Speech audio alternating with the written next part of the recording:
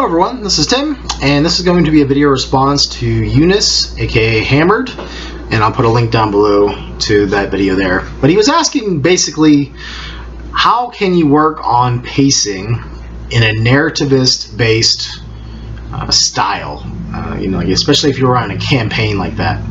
And the first thing that popped into my mind were all my story game friends.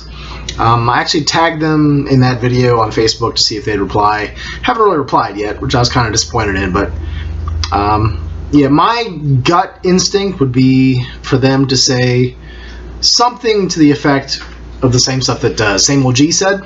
And his response is basically, you need to find a game that supports that sort of style, some sort of system or mechanic or points, something where the players can influence the story. And I think for myself, I can kind of see that, but as many of you probably know, I'm more in the vein of thinking that GMs and players should just hash things out, figure things out of their own, and just see what comes about from that interaction with each other. What sort of, I guess, compromise in a way comes about during play as a result of the GM's wishes and the player's wishes, and that muddy, bloody, sort of chaotic landscape in between. It doesn't have to be antagonistic or anything. And I think for me, I've never really had any sort of antagonistic GMs or anything like that. I have had some GMs who I guess sometimes have I wouldn't call them flaws, I guess, but maybe they are. Like, for instance, I had a GM who often painted scenarios that only had one solution. And it didn't matter if the players had like 3 or 4 other solutions that they came up with that were similar. They had to figure out that one. And a lot of times with GMs, those sort of situations are obvious, in quotes, to them, and to players they're just like, oh, I don't know, man. Sort of how I react when I get a riddle. I'm really bad at figuring out riddles, like logic puzzles, anything like that. I'm just awful at. I'm more like this, sort of like hippie, let's all get along, love and affection, and let's talk in character, and that kind of stuff. So when it comes to like logic puzzles and even math to a lesser extent, it's just not for me. So he wants to talk about pacing. When I think of pacing, I think of one-shots that I run at conventions.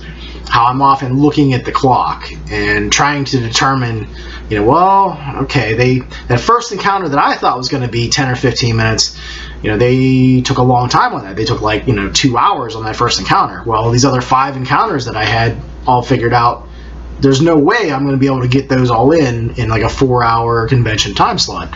So sometimes I have to jettison stuff, or I'll just take the best bits of 3 of those encounters and I'll mix them in with the 4th encounter, just to keep an eye on the time. And that's really the biggest thing to watch out for at conventions is, can you get up and running quick? Can you get to the points that you think are cool?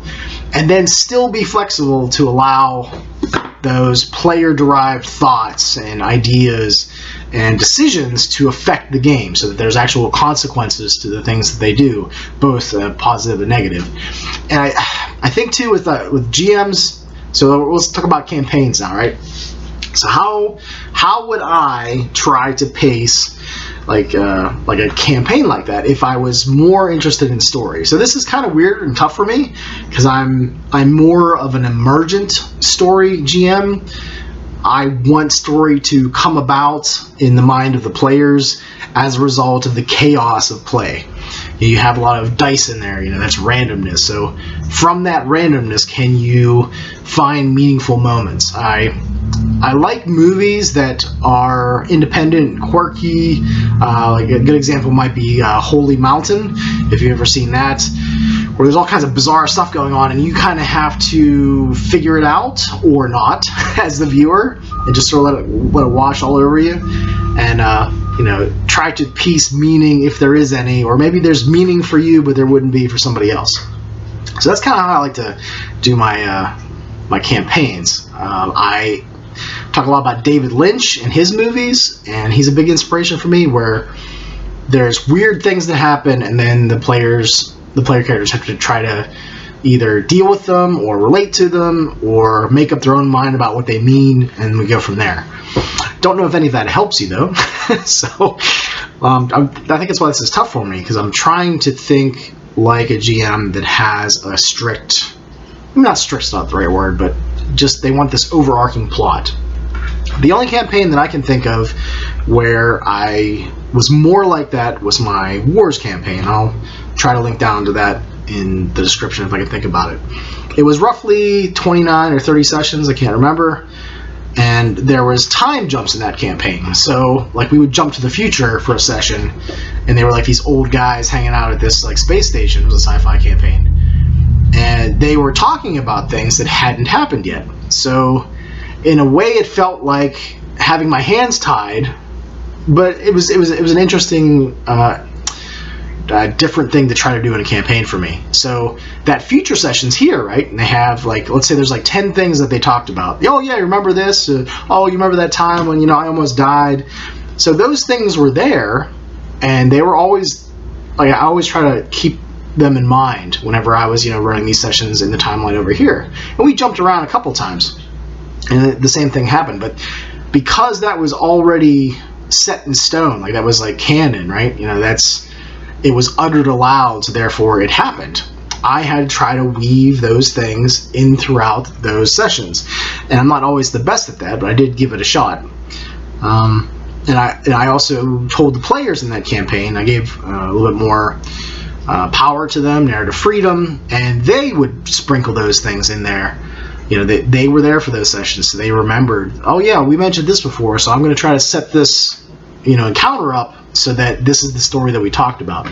So in some ways it kind of gave them a little bit of direction. It gave them something to shoot for, something to try to interject into the campaign when they were role playing their characters.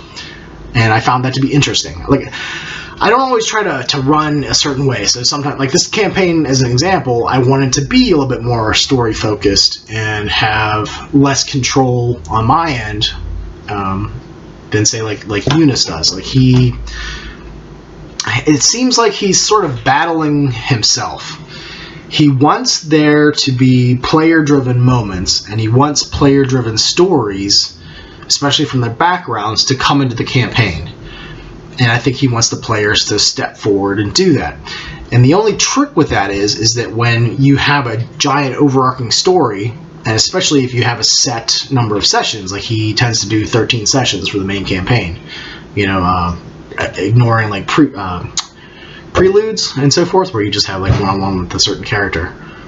I think that is a kind of a rigid number, and I know he has that number for a reason, but Eunice, I would say that maybe you need to maybe think about that more, see how the campaign goes beforehand, and maybe you'll have an extra session or two, or maybe even less if you get a lot done quickly. So flexibility is something that is very important when I run one-shots, especially with the time. So, nothing usually goes the way I planned. An example of that, too, is if you run multiple one-shots, the same material with different groups, they're going to focus on different aspects of the one-shot. They're going to be interested in different characters or different monsters or different scenarios or whatever, and everyone is different. I've run the people of Pembrooktonshire, which is the Lamentations of the Flame Princess product, probably about 5 different times now. One was a long campaign, some were one-shots, some were like mini campaigns, and every time the player characters go to different businesses and they interact with different NPCs, and the town gets kind of fucked up in different ways. It's just like, whoa, I don't want to spoil anything there, but there's lots of things that could happen to that town, and in every way, and every time I've run it, it's been different and unique. There's different elements that are kind of percolating in the background. So yeah, I don't know, kind of a little bit tangent there. So pacing in a campaign is tough. You have to kind of keep in mind what's already happened, what you want to still have happen, and how many sessions you have left to run that in. So if you're going to be strict about that 13 sessions, then you're going to have to jettison parts. You're going to have to ignore parts. You might have to add and improv a lot of stuff too, depending on what the characters do, where they go, the choices they make, the NPCs they piss off or kill. And, you know, characters or player characters going to do things that you don't expect. I know in my Song of Ice and Fire campaign that I played in, I killed off one of the major NPCs, I think the second session.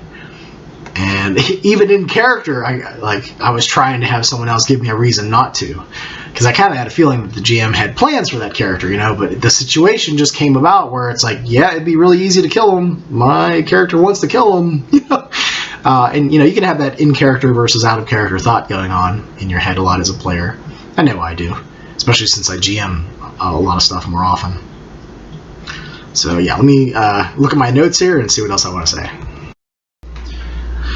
I think if you're going to run a campaign and you want more background information to be a part of the campaign, I would hold off on that big main story arc until you get all the characters made and until you get all of their backgrounds figured out and sorted. And I think you kind of do this because you said that you like having NPCs that are, you know, the antagonists that are somehow related to one or all of the characters. So it seems like you already do that to a certain extent, which is, you know, impressive. And, you know, I love seeing GMs incorporate that stuff because a lot of times I feel like I don't get to all the background stuff.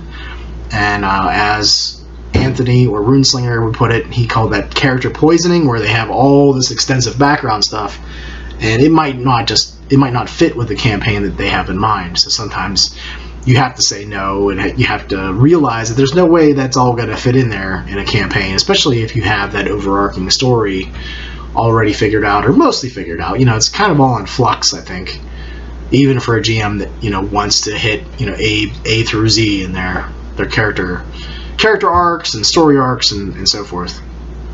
But it seems like there's going to be a push and a pull. So, you know, the push is the main story arc, the things that Eunice as the GM wants to have happen in the campaign, and then the pull is probably from the players. You know, they want these things. They want to try to pull the story in different directions and, you know, incorporate things that maybe don't fit all that well, like, you know, like side quests and so forth.